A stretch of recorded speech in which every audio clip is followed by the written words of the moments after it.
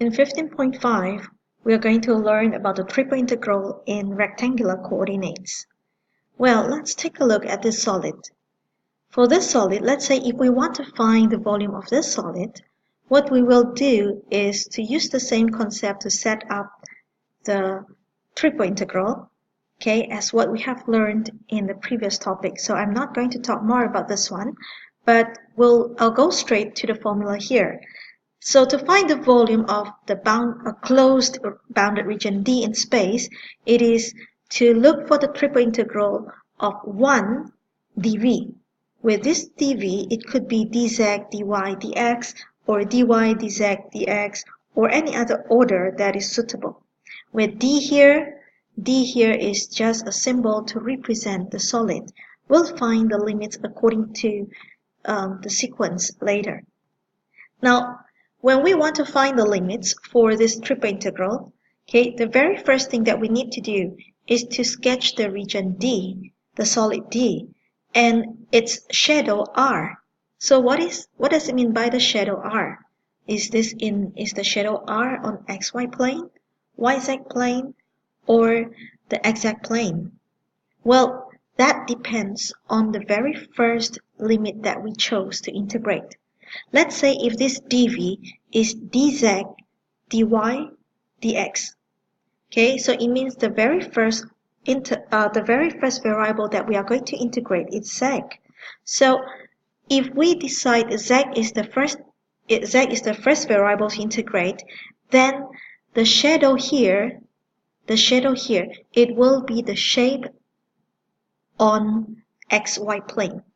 Okay, it will be the shadow, or you can say the projection of whatever that is left after the first variable being chosen, that is xy. So the shadow will be on xy plane.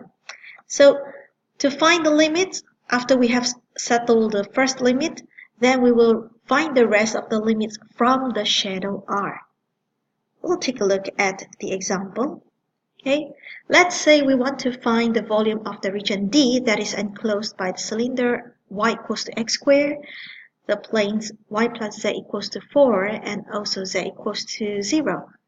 So we know that z equals to 0 is xy plane, and this one is a slanted plane, and this y equals to x squared, it is parabolic cylinder. Okay.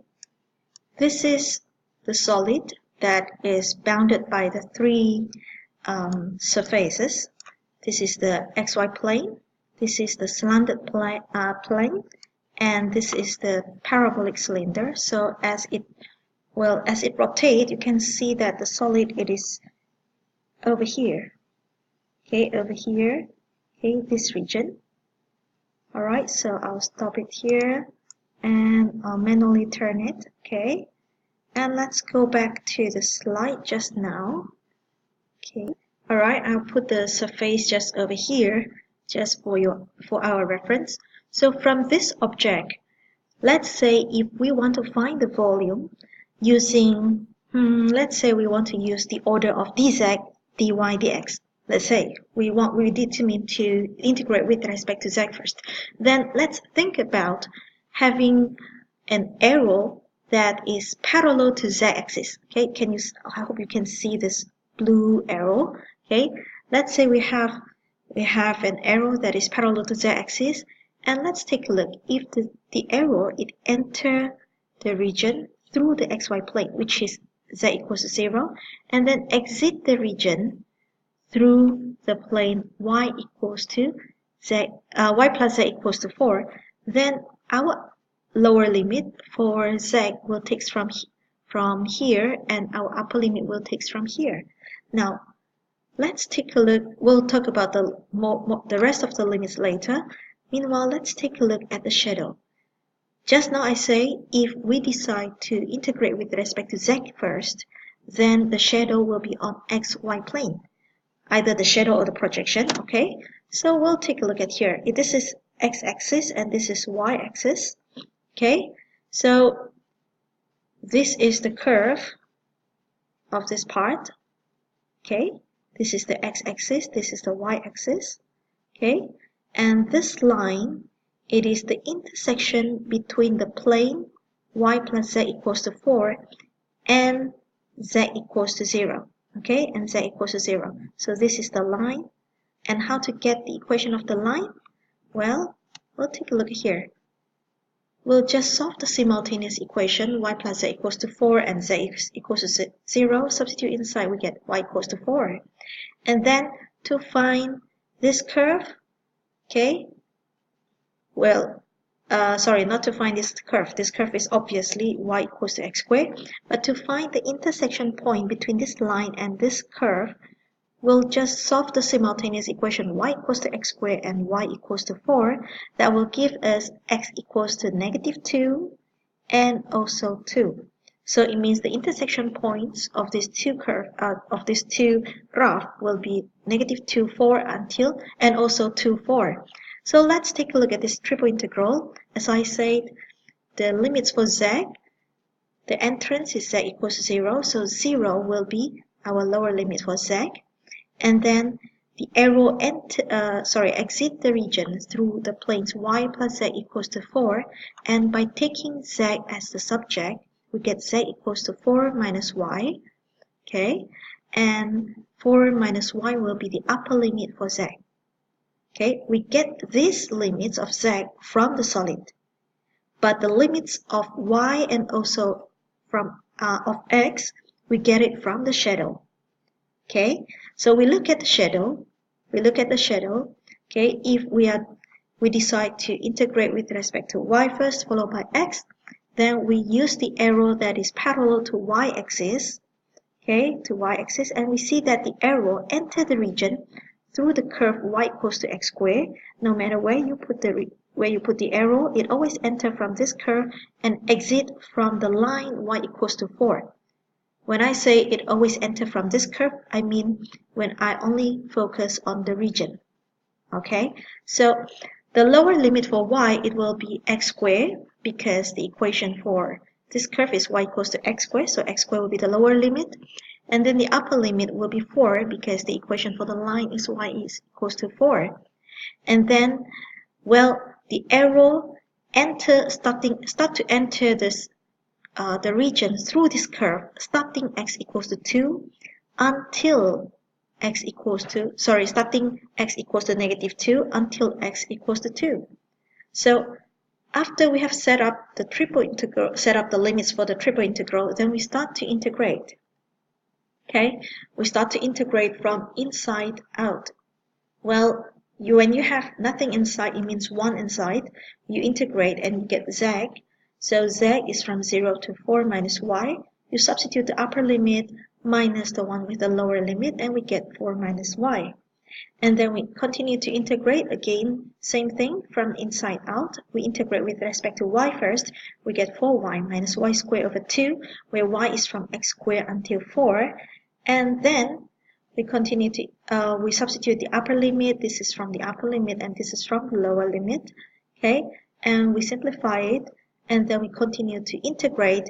Only one variable left for integration, so we integrate with respect to x, and we get 8x minus 4x cubed over 3 plus x to 5 over 10, where x is from -2 to 2, and then we substitute the upper limit, substitute the lower limit, and we get 256 over 15. And if you want to write it in decimal, it will be roughly about 17.07 cube units. Okay, this is one example. Another example is, let's say we have 4 points, 0, 0, 0, 1, 1, 0, 0, 1, 0, and 0, 1, 1. And what we want to do is to set up the limits of integration for evaluating the triple integral of a function f over the tetrahedron with these 4 vertices. Okay, so we have 4 vertices that form a tetrahedron. And the question says, use the order of dy, dz, dx. So we are going to integrate with respect to y first, okay? And we do not know what is the f, so we'll just keep it as f.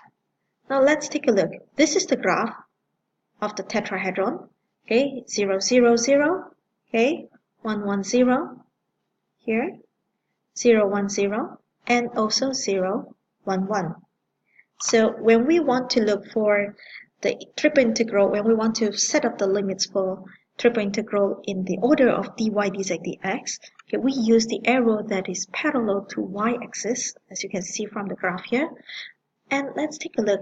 This arrow, it entered the region through this plane.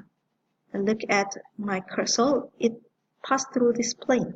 So we need to have the equation of this plane.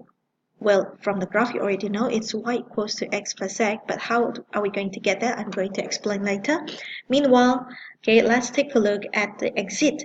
The exit of the arrow, it is y equals to 1. This plane is y is equals to 1. And then let's take a look. After we have set up the limits for y later, we are going to set up the limits for z and also x. And this one, we have to refer to the shadow on exact plane, which is here. So you can see this is the shadow, or you can say projection on exact plane. Okay, so we'll talk about this one later. Okay, let's talk about how to get this equation. Okay, if you still remember, okay, when we want to find the plane that find the equation of the plane that containing 3 points, first we form two vectors that starts from the same initial point. So since this plane containing the origin, so the easiest way to get the two vectors is to get this vectors from origin to this point and from origin to this point. So let's say I take this vector as u and I take this vector as v. So this u will be 0, 1, 1, as you can see from here, and v will be 1, 1, 0.